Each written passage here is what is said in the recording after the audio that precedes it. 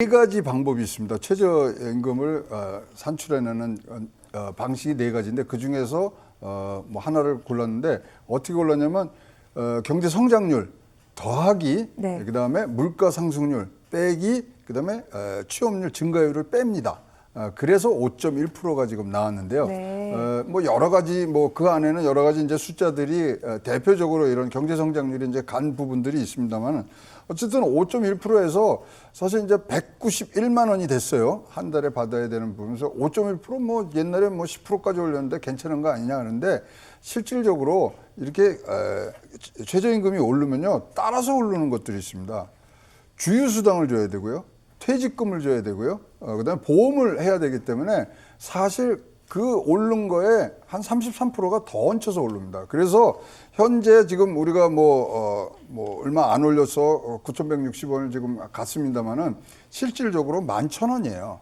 11,000원이고 이것이 과연 앞으로 우리의 모든 이제 뭐 임금 정책이라든가 이런데 뭐 적용이 되는 부분들이라서 자, 이거 뭐 진짜로 지금 이런 코로나의 직격탄을 받은 상태에서 이것으로 뭐 진짜 넘어갈 수 있느냐 없느냐 그 지경까지도 지금 와 있는 부분인데 진짜 큰 수술이 필요하지 않나 이렇게 보여집니다. 네. 자, 최저임금 제도 이 자체에 대해서도 좀 문제가 있다라고 말씀을 하셨는데 그 얘기 잠시 좀 더 깊이 있게 여쭤보도록 하고요. 일단 9,160원으로 내년도 최저임금이 정해졌는데 그런데 평론가님 만족하는 분들이 안 계신 것 같아요. 다들 불만이세요. 최저임금은 항상 그렇게 노동계라든지 경영계 양쪽에서 언제라도 뭐 제가 생각하기에는 만족을 갖다가 표했던 기억이 별로 없어요. 그러니까요. 예, 어느 한쪽은 반드시 뭐 불만이 있을 수밖에 없는 거고 네. 적게 올리는 해에는 사실 노동계 쪽에서 반발이 있는 거고 많이 올릴 때는 또 경영계 쪽에서 반발이 있는 거고요. 근데 이제 우리나라 최저임금을 갖다가 정하는 게 제가 생각해도 약간 좀 문제가 좀 있다라고 저는 생각을 합니다. 사실은 이제 거의 공익위원들이 거의 결정을 하는 수준이거든요. 왜 그러면 그 경영자하고 이 노동자 간에 좀처럼 합의가 발생하지 않기 때문에 결국은 이제 공익위원들의 몫인데 공익위원이라는 분들 같은 경우에는 노동부 장관이 추천하고 결국은 네. 이제 대통령이 뭐 임명한 수준 아니겠습니까? 근데 이제 그 정부에서는 사실 이 어떻게 보게 되면 제3의 기구에 완전히 우리나라의 가장 중요한 정책이라고 봐요. 노동 정책 중에서는 네. 저는 개인적으로 이 정책을 제3의 기구에 그냥 밀어놓는 게 아니냐. 민간도 아니고 그렇다고 정부도 아니고 사실 최저임금이라는 것 자체는 실업급여라든지 가령 뭐 코로나19 보상금액까지 그다음에 각 지자체의 생활임금에 다 영향을 미칩니다. 그러니까 최저임금이 얼마냐 하는 거는 소상공인이라든지 아니면은 뭐 자영업자라든지 아니면 노동자만의 문제가 아니라 그 최저임금의 대상이 노동자만의 문제가 아니라 우리나라의 어떻게 보게 되면 산업정책, 노동정책하고도 깊이 연관이 돼 있는 부분이기 때문에 이 부분 같은 경우에는 정부가 네. 제가 생각하기에는 장기적인 어떤 노동시장의 어떤 전환이라든지 어떤 산업구조의 전환과 맞물려서 장기적인 어떤 계획을 세우는 게 맞지 않냐. 그리고 스스로 집행하는 게 맞지 않냐. 뭐 저는 개인적으로 그렇게 생각을 합니다. 알겠습니다. 장기적인 차원에서 분명히 최저임금 제도, 그 누구도 만족하지 못하는 지금의 체계, 이 결정 체계 바꿔야 된다. 두 분이 공히 말씀을 좀 해주셨는데 예전으로 한번 돌아가 볼까요? 문재인 정부, 이 문재인 대통령 후보 당시 공약이기도 했습니다. 2020년까지 최저임금 10,000원까지 끌어올리겠다라고 얘기를 했습니다만 결국 이 공약은 수포로 돌아갔죠. 그 10,000원이라는 수준, 사실 또 그 누구도 만족하지 못하는 그런 내용이기도 하고요. 이렇게 일단 실패한 이 원인을 어디에서 찾아야 되는지 이 부분은 어떻게 보십니까? 2018년, 2019년에 두 자릿수 인상을 했죠. 네. 근데 뭐 거의 뭐 전체 언론, 그다음에 뭐 소상공인이라든지 자영업자는 물론이고요. 뭐 거의 뭐 나라가 거의 뭐 뒤집어질 것처럼 하여튼 이거에 대한 엄청난 반대들이 있었습니다. 2019년, 2020년을 겪으면서 사실은 이제 올해 같은 경우죠. 2020년에 결정된 최저임금 같은 경우는 코로나19의 영향이 굉장히 컸다라고 저는 봅니다. 만약 그 영향이 없었다라고 한다면은 거의 1만 원에 근접한 수준까지는 올라가지 않았을까라고 하는데 뭐 지난해 알다시피 코로나19의 영향 때문에 이제 1.5% 인상이 그친 게 사실인 거고요. 근데 이제 최저임금을 얼마로 올리느냐가 항상 이렇게 문제가 되는 건데 지금 같은 최저임금 체계 하에서는 항상 뭐 지난 시간에도 얘기했지만 자영업자라든지 아니면 소상공인의 어려움은 지속될 수밖에 없는 겁니다. 네. 왜 그분들 같은 경우에는 지금 극한의 어려움을 겪고 있는데 이 몇백 원 올라가는 것도 그분들한테는 굉장히 큰 부담이거든요. 근데 정부에서는 사실 뭐 일자리 안정 자금이라고 해가지고 지원을 조금씩 해줬어요. 근데 이제 뭐 내년에는 거의 이거 뭐 일부 언론에 보면은 이걸 일자리 안정 자금을 거의 없앤다는 얘기도 있는 것 같은데 네. 저는 뭐 개인적으로 일자리 안정 자금을 좀 더 확대를 해서라도 지금 최저임금이 올라가고 그다음에 네. 자영업자라든지 아니면 소상공인에게 미처 못 따라가는 부분들, 그 임금에 못 따라가는 부분들은 결국은 정부의 재정이 지원을 해줘야지만 결국 이런 최저임금을 둘러싼 여러 가지 문제들이 해소되지 않을까 그렇게 네. 생각을 합니다. 이번 정부 들어 최저임금 인상 추이를 보면요, 초반에는 굉장히 올랐다가 후반 들어서는 그 속도가 상당히 많이 떨어졌습니다. 그래서 평균을 내보면 그전 정부와 이 인상률이 거의 비슷합니다. 사실 사회적인 어떤 논란만 부추겼던 이런 얘기가 나오기도 하는데 고모님 어떻게 보십니까?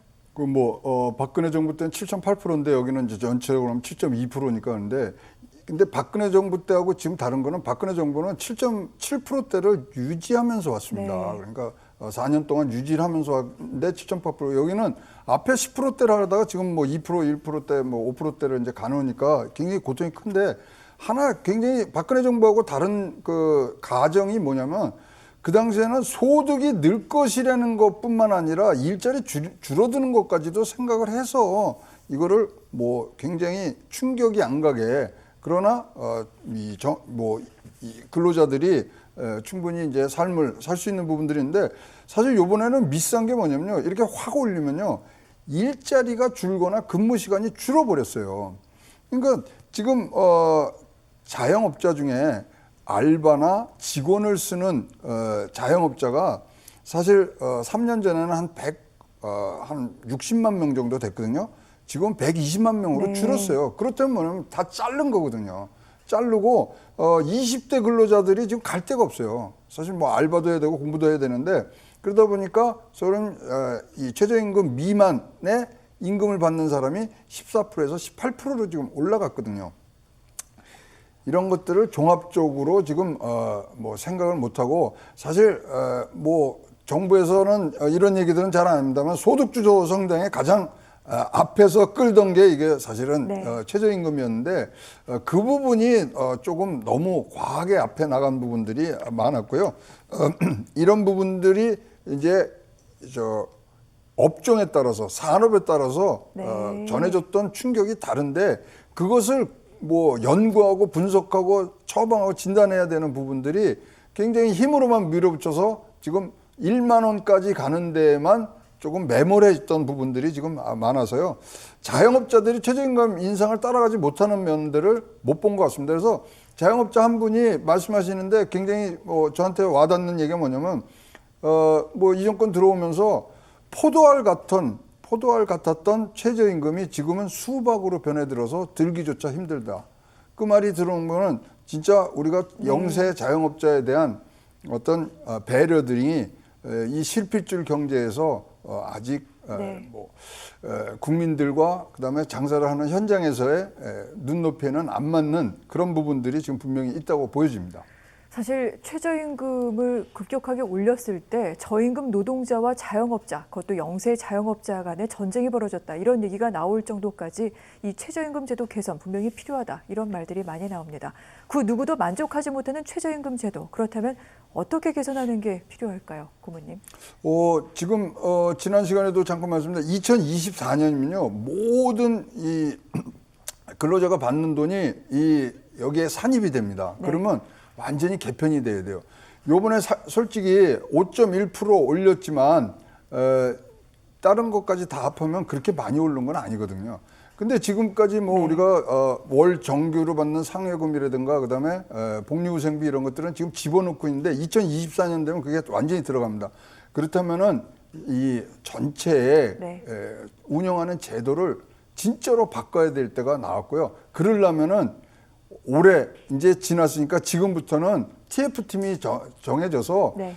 최저임금에 대한 개편안을 한 2, 3년 하고 국민들 그다음에 사용자 그다음에 공급자들의 의견을 받아서 2024년에 바뀌는 제도를 어떻게 네. 수용할 것인가 여기에다가 우리 노동의 이중 구조까지 다 네. 이런 것들을 지금 속해서 해야 되기 때문에 저는 내년도에 이제 새로운 정부가 들어오면 경제 회복이 굉장히 뭐 첫 번째 과제라고 생각합니다만 노동시장의 안정적인 개혁이 사실은 더욱더 앞으로 발전할 수 있는 미토대를 주기 때문에 네. 좀 뭐 누가 대통령이 되시든지 간에 어떤 정부가 나오든지 간에 가장 먼저 해야 될 부분은 노동 개혁이라고 보여집니다. 자, 여기서 그렇다면 또 고문님 말씀을 들었고요. 평론가님, 앞서서 최저임금위원회 자체를 바꿔야 된다라고 네. 말씀을 하셨어요. 어떻게 바꾸면 그렇습니다. 됩니까? 이게 정부가 조금 더 정부의 책임을 이쪽 지역에서는 분야에서는 좀 더 강화를 해야 될 것 같고요. 네. 사실 자영업자나 소상공인들의 어려움이 최저임금 때문만은 분명히 아니에요. 그건 약간 좀 후순이고요. 가령 뭐 임대료라든지 뭐 프랜차이즈라든지 아니면 요즘 플랫폼 기업들의 갑질, 불공정 네. 거래가 많지 않습니까? 정부가 이건 할 수 있는 일이잖아요. 가령 공정거래위원회라든지 이런 거를 통해서. 그러니까 이런 부분을 갖다가 시정하는 노력들도 같이 병행이 되면서 아까도 얘기했지만 못 따라오는 부분들에 대해서는 정부의 지원이 좀 더 확대가 되면서 최저임금을 갖다가 선진국수준으로 올라가려고 하는 어떻게든지 끌어올리려는 노력이 저는 병행이 돼야 될 거라고 봅니다.